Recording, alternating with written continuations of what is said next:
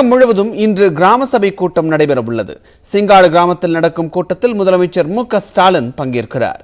ஆண்டுதோறும் குடியரசு தினம், சுதந்திர தினம் போன்ற நாட்களில் கிராம சபை கூட்டங்கள் நடத்தப்படும். ஆனால் கொரோனா பரவல் காரணமாக கிராம சபை கூட்டங்கள் ஒத்திவைக்கப்பட்டிருந்தன. தற்போது கொரோனா பாதிப்பு குறைந்த நிலையில் பஞ்சாயத் ராஜ் தினமான இன்று தமிழகம் முழுவதும் சிறப்பு கிராம சபை கூட்டம் நடத்தப்படுகிறது. காஞ்சிபுரம் மாவட்டம் ஸ்ரீபெரும்புதூர் அருகே செங்காடு கிராமத்தில் நடைபெறும் கிராம சபை கூட்டத்தில் முதலமைச்சர் மு.க. ஸ்டாலின் பங்கேற்கிறார். ஊரக வளர்ச்சி மற்றும் நீடித்த வளர்ச்சி இலக்கு என்ற தலைப்பில் இந்த கூட்டம் நடத்தப்பட உள்ளது. கூட்டத்தில் வளர்ச்சி இலக்குகள் குறித்து விவாதித்து உறுதிமொழி ஏற்கப்பட வேண்டும் என்றும் அறிவுறுத்தப்பட்டுள்ளது. இதனிடையே மக்கள் நீதி மய்யம் கட்சி சார்பில் மாதிரி கிராம சபை கூட்டம் நடக்க உள்ளதாக அறிவிக்கப்பட்டுள்ளது. இந்த கூட்டத்தில் காலை 10 மணிக்கு ஜூம் மீட்டிங் மூலம் பங்கேற்கும் அக்கட்சியின் தலைவர் கமல்ஹாசன் கட்சி நிர்வாகிகள், உறுப்பினர்கள் மற்றும் பொதுமக்களுடன் உரையாற்ற உள்ளார். முன்னதாக கிராம வளர்ச்சிக்கான உறுதிமொழி ஏற்பு நடைபெறும் என்றும் அறிவிக்கப்பட்டுள்ளது. நாட்டின் பல மாநிலங்களில்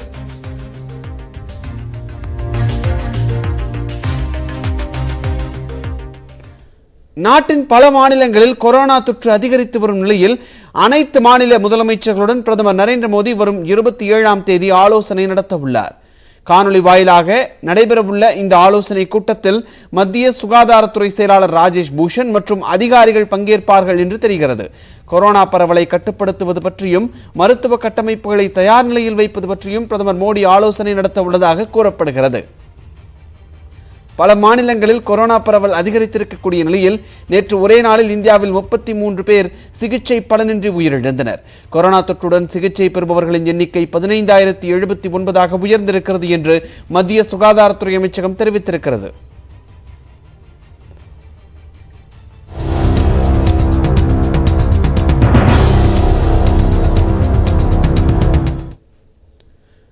நிலக்கரி பற்றாக்குறையால் தமிழ்நாடு, மகாராஷ்டிரா உள்ளிட்ட 12 மாநிலங்களில் பல மணி நேரம் மின்வெட்டு நிலவுவதால் பொதுமக்களும் தொழில்துறையினரும் கடும் இன்னலுக்கு ஆளாகி இருக்கின்றனர். இதற்கு காரணம் யார்? அதை அலசுகிறது இந்த செய்தி தொகுப்பு.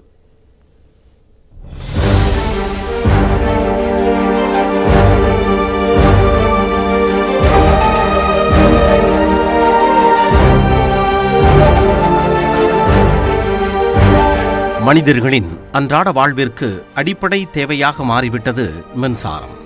7ஆம் நூற்றாண்டில் மனிதனின் மூளையில் உதித்த யோசனை பல நூற்றாண்டுகளை கடந்து 1831ஆம் ஆண்டு கண்டுபிடிக்கப்பட்டது மின்சாரம். அன்று முதல் இன்று வரை பல்வேறு கண்டுபிடிப்புகளுக்கு கை கொடுப்பது மின்சாரம்தான். இந்தியாவில் மின்சாரம் தயாரிக்க பெருமளவு கை கொடுப்பது அனல் மின் நிலையங்கள். இந்த மின்சாரத்தை அதிகம் பயன்படுத்தும் 3 மாநிலங்கள் தமிழ்நாடு, மகாராஷ்டிரா, குஜராத். தொழில் வளர்ச்சி பெற்ற மாநிலங்கள் என்பதால் நாட்டின் ஒட்டுமொத்த மின் உற்பத்தியில் 1/3 பங்கை இந்த 3 மாநிலங்களே எடுத்துக்கொள்கின்றன. இந்நிலையில் மின் பற்றாக்குறையை சமாளிக்க இந்தோனேஷியாவிலிருந்து நிலக்கரி இறக்குமதி செய்ய தமிழ்நாடு அரசு திட்டமிட்டிருக்கிறது. மேலும் முதலமைச்சர் மு.க. ஸ்டாலினின் சீரிய நடவடிக்கையால் தமிழ்நாட்டில் மின் விநியோகம் சீராகிவிட்டதாக மின்துறை அமைச்சர் செந்தில் பாலாஜி தெரிவித்திருக்கிறார். மத்திய தொகுப்பில் இருந்து 796 மெகாவாட் மின்சாரம் வராததால் மின் விநியோகத்தில் பற்றாக்குறை ஏற்பட்டதாக அவர் தெரிவித்திருக்கிறார். மாநில மின் உற்பத்தி அதிகரிக்கப்பட்டதை தொடர்ந்து மாலை முதல் சீரான மின் விநியோகம் வழங்கப்பட்டு வருவதாக அமைச்சர் செந்தில் பாலாஜி தனது ட்விட்டர் பக்கத்தில் கூறியிருக்கிறார். புதுச்சேரியில் இன்று நடைபெறும் பல்வேறு நிகழ்ச்சிகளில் பங்கேற்பதற்காக மத்திய உள்துறை அமைச்சர் அமித்ஷா சென்னை வந்தடைந்தார். எல்லை பாதுகாப்பு படையின் தனி விமானம் மூலம் சென்னை வந்தடைந்த அவருக்கு தமிழக பாஜக தலைவர் அண்ணாமலை, மத்திய இணையமைச்சர் எல் முருகன் மற்றும் பாஜக மூத்த நிர்வாகிகள் விமான நிலையத்தில் வரவேற்பு அளித்தனர். அதனைத் தொடர்ந்து விமான நிலையத்தில் இருந்து காரில் சென்ற அவர் வழியில் காத்திருந்த பாஜக தொண்டர்களை கண்டவுடன் காரில் இருந்து இறங்கி சிறிது தூரம் தொண்டர்களை பார்த்து கையசைத்தபடியே நடந்து சென்றார்.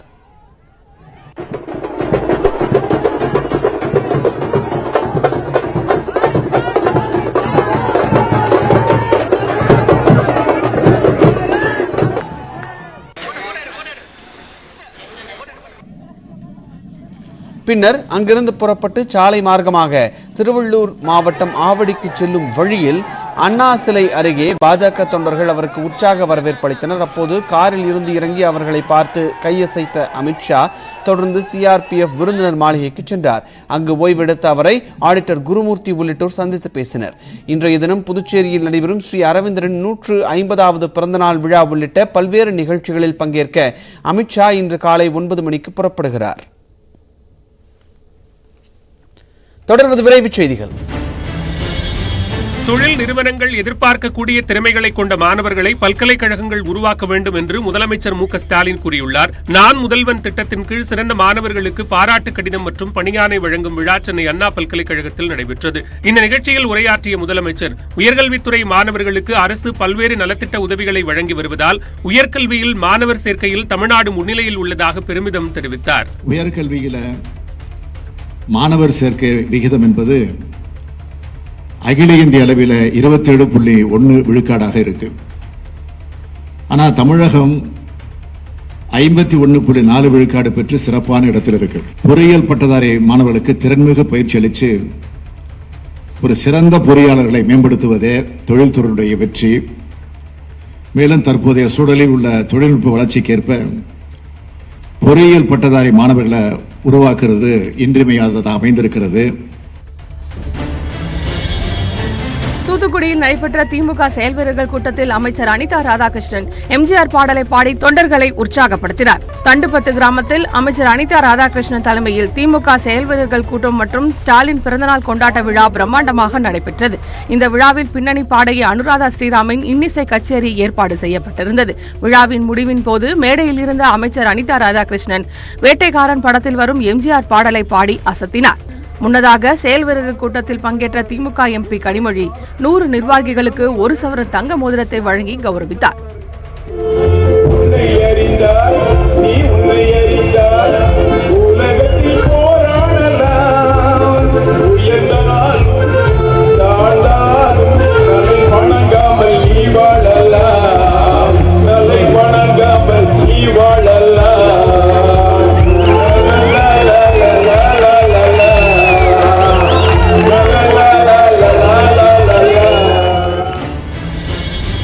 திருப்பூர் அருகே அங்கன்வாடி மையத்தில் குக்கர் வெடித்து 3 குழந்தைகளுக்கு காயம் ஏற்பட்டதை அங்குள்ள ஊழியர்கள் மூடி மறைத்தது தற்போது அம்பலமாகியுள்ளது. காங்கேயம் அடுத்த காந்திநகர் பகுதியில் செயல்பட்டு வரும் அங்கன்வாடிக்கு 20க்கும் மேற்பட்ட குழந்தைகள் சென்று வருகிறார்கள். இதன் ஆசிரியராக தனராணியும் உதவியாளராக தேவியும் பணியாற்றி வருகின்றனர். அங்கு கடந்த திங்கட்கிழமை பருப்பு மற்றும் முட்டையை வேக வைத்திருந்த குக்கர் வெடித்து சிதறியதில் 3 குழந்தைகளுக்கு காயம் ஏற்பட்டுள்ளது.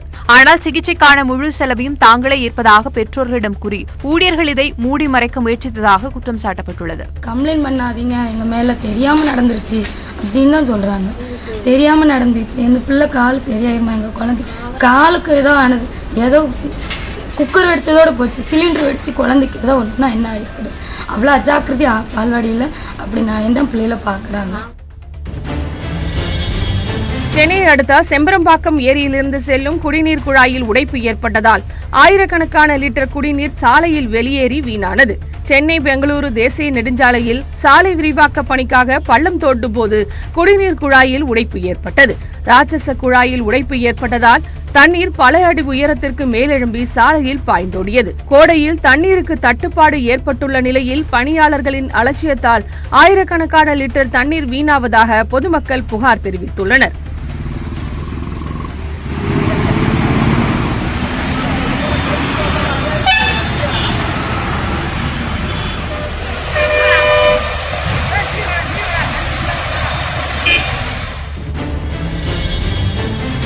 கொடைக்கானலில் கல்லூரி மாணவிகள் மற்றும் தன்னார்வலர்கள் இணைந்து 724 கிலோ குப்பைகளை அப்புறப்படுத்தினர். சர்வதேச பூமி தினத்தை முன்னிட்டு அரசு கலைக்கல்லூரி பெண்கள் மற்றும் தன்னார்வலர்கள் சுமார் 92 பேர் இணைந்து பிளாஸ்டிக்கை அப்புறப்படுத்தும் பணியில் ஈடுபட்டனர்.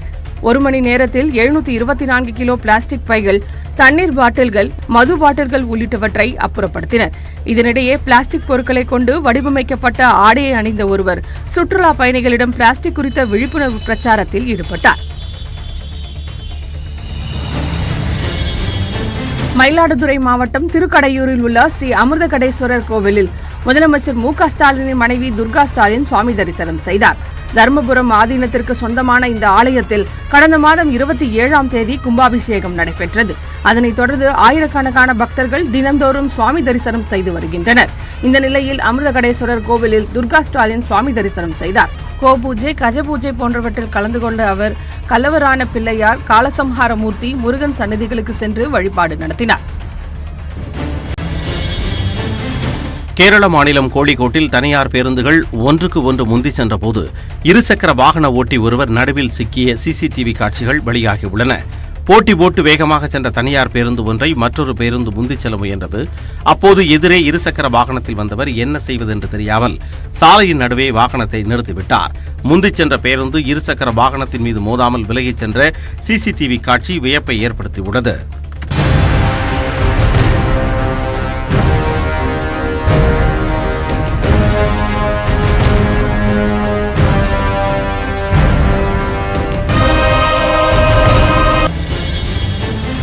குறிப்பிட்ட 2 செல்போன் எண்களில் இருந்து அழைப்பு வந்தால் அதனை தவிர்க்க வேண்டும் என்று எஸ்பிஐ வங்கி தனது வாடிக்கையாளர்களுக்கு அறிவுறுத்தியிருக்கிறது. நாட்டின் மிகப்பெரிய வங்கியான எஸ்பிஐ வங்கி வாடிக்கையாளர்கள் குறிவைத்து மோசடி கும்பல்கள் கொள்ளை முயற்சியில் இறங்கியிருப்பதாக தகவல் வெளியாகியிருக்கிறது. இதையடுத்து மோசடி கும்பல்களிடமிருந்து வாடிக்கையாளர்கள் எச்சரிக்கையாக இருக்கும்படி வங்கி நிர்வாகம் எச்சரித்துள்ளது. அதன்படி 8297109446 மற்றும் 736295193 ஆகிய 2 செல்போன் எண்களிலிருந்து அழைப்பு வந்தால் அதை தவிர்க்கும்படியும், KYC அப்டேட்டுக்கான லிங்க் அனுப்பி அதை கிளிக் செய்ய சொன்னால் கிளிக் செய்ய வேண்டாம் எனவும் எஸ்பிஐ வங்கி அறிவுறுத்தியுள்ளது. சிறப்பு அந்தஸ்துக்கான சட்டப்பிரிவு 370 நீக்கிய பிறகு முதன்முறையாக பிரதமர் நரேந்திர மோடி இன்று ஜம்மு காஷ்மீர் செல்வதால் பலத்த பாதுகாப்பு ஏற்பாடுகள் செய்யப்பட்டுள்ளன. ஜம்மு காஷ்மீரில் பஞ்சாயத் ராஜ் தின விழாவில் பங்கேற்பதற்கு செல்லும் பிரதமர் மோடி அங்கு 20,000 கோடி ரூபாய் மதிப்பிலான பல்வேறு வளர்ச்சி திட்டங்களுக்கு அடிக்கல் நாட்டுகிறார். குறிப்பாக ஜம்மு மற்றும் ஸ்ரீநகர் இடையே 8.45 கிலோமீட்டர் தொலைவிற்கு 3,100 கோடி ரூபாயில் கட்டப்பட்டுள்ள மணிஹல் குவாங்சிட் சுரங்கப்பாதை சாலை பிரதமர் நரேந்திர மோடி இன்று திறந்து வைக்கிறார். கடுமையான பனிக்காலங்களிலும் மக்கள் பாதுகாப்பாக பயணம் செய்யும் வகையில் இந்த சுரங்கப்பாதை கட்டப்பட்டிருக்கிறது. பிரதமரின் வருகையை முன்னிட்டு ஜம்மு காஷ்மீரில் பலத்த பாதுகாப்பு ஏற்பாடுகள் செய்யப்பட்டிருக்கின்றன. சட்டப்பிரிவு 370 நீக்கப்பட்ட பிறகு முதன்முறையாக பிரதமர் மோடி ஜம்மு காஷ்மீர் செல்வதால் பாதுகாப்பு பன்மடங்கு அதிகரிக்கப்பட்டுள்ளது. உயர்நீதிமன்றத்தில் தமிழை அலுவல் மொழியாக்க கொண்டுவர வேண்டும் என்று முதலமைச்சர் மு.க.ஸ்டாலின் கோரிக்கை விடுத்திருக்கிறார். மொழிக்காக முதலில் வருபவர்கள் தமிழர்கள் என்று உச்சநீதிமன்ற தலைமை நீதிபதி NV ரமணா பெருமிதம் தெரிவித்துள்ளார். சென்னை உயர்நீதிமன்ற வளாகத்தில் கட்டப்படவுள்ள 9 மாடி நிர்வாக கட்டடத்திற்கு அடிக்கல் நாட்டும் விழா நடைபெற்றது. அதில் உச்சநீதிமன்ற தலைமை நீதிபதி NV ரமணா, முதலமைச்சர் ஸ்டாலின் மற்றும் உச்சநீதிமன்ற உயர்நீதிமன்ற நீதிபதிகள் பங்கேற்றனர். தலைமை நீதிபதியும் முதலமைச்சரும் சேர்ந்து நிர்வாக கட்டடத்திற்கு அடிக்கல் நாட்டினர். நாமக்கல் மற்றும் விழுப்புரம் மாவட்டங்களில் புதிதாக கட்டப்பட்டுள்ள ஒருங்கிணைந்த நீதிமன்றங்களையும் சென்னையில் அமைக்கப்பட்டுள்ள வணிக நீதிமன்றங்களையும் அவர்கள் திறந்து வைத்தனர்.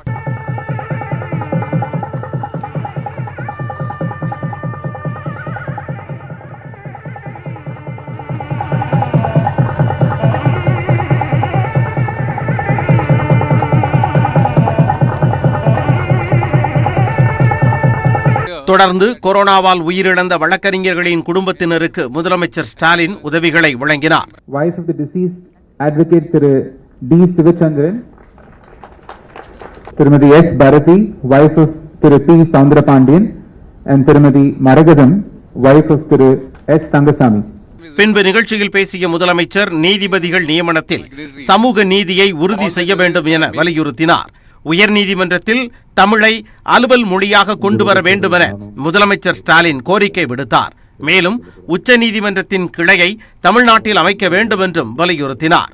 உச்சநீதிமன்ற உயர்நீதிமன்ற நீதிபதிகள் நியமனத்தில் சமூக நீதியும் கருத்தில் கொள்ள வேண்டும். தமிழ் மொழி உயர்நீதிமன்றத்தில் வழக்காடு மொழியாக ஆக்கப்பட வேண்டும். பொதுமக்கள் மற்றும் வழக்கறிஞர் நலனை கருத்திலே கொண்டு உச்சநீதிமன்றத்தின் ஒரு கிளையின சென்னையில் அமைக்க வேண்டும் ஆகிய இந்த 3 கோரிக்கைகளை இங்கு வருகை புரிந்திருக்கக்கூடிய மாண்புமிகு உச்சநீதிமன்ற தலைமை நீதியரசர்களுக்கு முன்பாக நம் அனைவரின் சார்பாக நான் வைத்திருக்கின்றேன். முதலமைச்சரின் கோரிக்கைக்கு பதிலளித்த உச்சநீதிமன்ற தலைமை நீதிபதி NV ரமணா, நாட்டின் தொலைதூர பகுதிகளில் உள்ள வழக்கறிஞர்கள் உச்சநீதிமன்றத்தை அணுகுவதை உறுதி செய்வதற்காக திங்கள் மற்றும் வெள்ளிக்கிழமைகளில் இணையவழி விசாரணைகளை தொடர முடிவு செய்துள்ளதாக கூறினார். Continued the online hearing of miscellaneous days which we had started during the pandemic. On non-miscellaneous days, advocates can still seek the permission of the court to appear online. This is enabled advocates from all over country to continue their practice before Supreme Court. தொடர்ந்து பேசிய அவர், நாட்டில் தங்களது மொழி மற்றும் கலாச்சார உரிமையை காப்பதற்கு தமிழர்கள் எப்பொழுதும் முதலாவதாக வருவார்கள் என பாராட்டினார். There are certain barriers that have prevented local languages being adopted in the proceedings before the high courts. I am sure within innovation of the science and technology, the advancements such as artificial intelligence, some of the issues associated with the introduction of languages in high courts may be solved in the near future. உள்ளூர் மொழிகளை பயன்படுத்துவதில் சில சிக்கல்கள் உள்ளதாக கூறிய நீதிபதி ரமணா, அதனால் தொழில்நுட்ப வசதிகளை பயன்படுத்தி மாநில மொழிகளை பயன்படுத்துவது குறித்து ஆய்வு செய்யப்படும் என உறுதியளித்தார்.